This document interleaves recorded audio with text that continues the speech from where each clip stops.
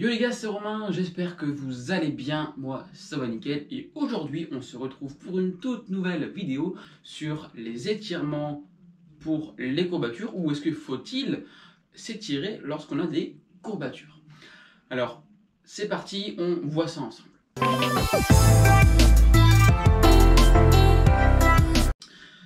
Alors, quelles sont les courbatures? Quels sont les cas qui créent des courbatures? Pourquoi est-ce qu'on a mal lorsqu'on fait un exercice? Eh bien, on va voir tout ça dans cette vidéo. Alors, dans un premier temps, il faut déjà savoir et comprendre qu'est-ce qu'une courbature. Une courbature, c'est une liaison musculaire suite à un effort trop intense dû à une phase excentrique trop importante. Et cette micro-lésion au sein de vos muscles va entraîner une fuite de calcium cette fuite de calcium va se propager et va créer une inflammation.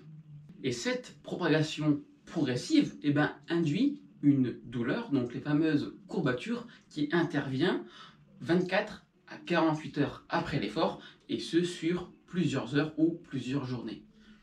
Alors place maintenant à la deuxième partie sur les cas d'une courbature au sein d'un muscle. Et bien en fait, les courbatures interagissent à la suite d'une évolution de notre entraînement. Donc que ce soit suite à un nouvel exercice, que ce soit un apprentissage d'un nouvel exercice, que ce soit suite à une méthode d'intensification plus soutenue ou une méthode d'intensification de notre entraînement que nous n'avons pas été habitués à pratiquer, que ce soit par une surcharge progressive, que ce soit par un tempo d'exécution qui change, que ce soit par notre méthode d'entraînement, donc superset, biset, split, peu importe, toutes les modifications musculaires à la suite d'un entraînement engendrent une adaptation physiologique, une adaptation au sein de vos muscles, ce qui va créer une inflammation et par la suite des courbatures.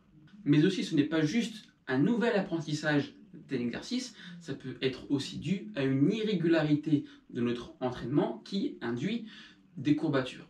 Puisque dès lors qu'on va s'entraîner un temps, qu'on va arrêter et qu'on va reprendre, notre corps ne sera pas habitué ou ne sera plus habitué à l'effort qui a été fourni et donc on va créer encore une fois des micro-lésions qui va sécréter une fuite de calcium et provoquer une inflammation au sein de vos muscles. Donc non, les courbatures, ce n'est pas une accumulation de lactate dans vos muscles.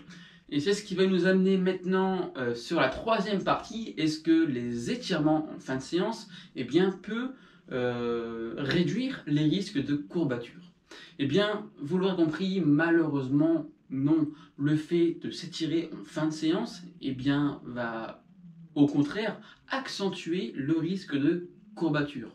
Pourquoi? Puisque dès lors qu'on va s'étirer en fin de séance, ou dès lors qu'on va s'étirer, donc on parle ici d'étirement passif, donc entre 30 secondes et 1 minute d'étirement, dès lors qu'on va venir s'étirer, on va sécréter un phénomène qui va inhiber l'oxygénation du muscle, et donc moins bon apport d'oxygène, moins bon apport en récupération. De plus, le fait de faire des étirements en fin de séance va vous procurer un effet de relaxation, un effet antalgique qui va vous faire du bien, mais qui malheureusement va provoquer par la suite une surcompensation d'étirement et peut provoquer des micro-lésions et donc provoquer des déchirures et des risques de courbatures encore plus élevés que si on ne s'étire pas. Donc vous l'aurez compris, lorsqu'on va venir s'étirer un muscle pour éviter des courbatures, dans un sens, ça ne servira à rien, et dans un autre sens, vous allez accentuer cet effet de courbature suite à des micro-lésions qui vont être générées à la suite d'un assouplissement trop exhaustif du muscle. Donc, l'un dans l'autre, ça va venir intensifier votre amplification de courbature. Donc, si vous souhaitez entraîner un muscle qui est susceptible d'être courbaturé, en fin de séance, ne pratiquez pas d'étirement. Et le quatrième point qui nous mène, c'est est-ce qu'il y a des choses à mettre en place pour éviter d'éventuelles courbatures ou d'éventuelles blessures? Et la réponse est oui, il y a des choses à mettre en place qui sont très minutieuses et qui peuvent diminuer le risque de blessure et de diminuer le risque de courbature.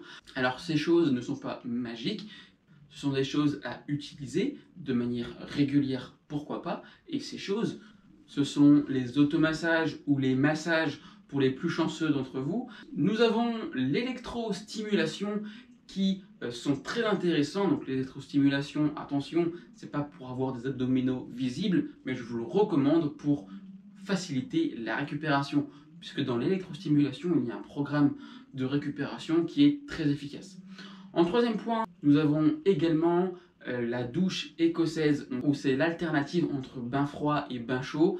Ça va vous faire en sorte une vasopumping, donc l'eau froide pour la vasoconstriction et l'eau chaude pour la vasodilatation.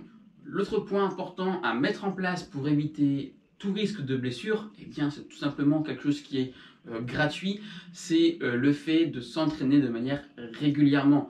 Lorsqu'on s'entraîne régulièrement et qu'on a cette discipline, eh bien nos muscles seront habitués et on aura un taux de blessure musculaire qui sera amoindri. Bien évidemment, encore faut-il bien faire les choses.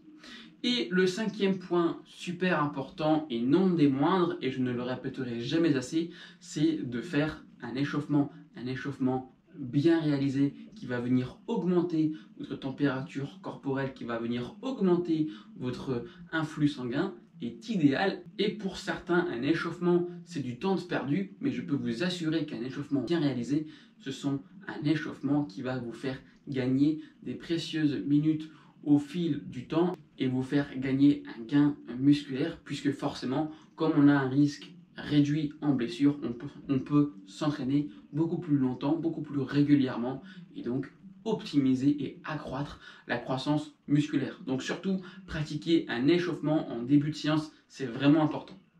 Voilà, on arrive à la fin de la vidéo. Donc si vous êtes intéressé par la musculation, la nutrition ou peu importe, eh bien je mets un lien dans les commentaires où vous pourrez accéder à mon site internet où je parle de diverses choses et variées sur l'alimentation et le sport en règle générale. En tout cas, c'était Romain et surtout, n'oubliez pas, l'acteur de votre santé, c'est vous. Ciao, ciao!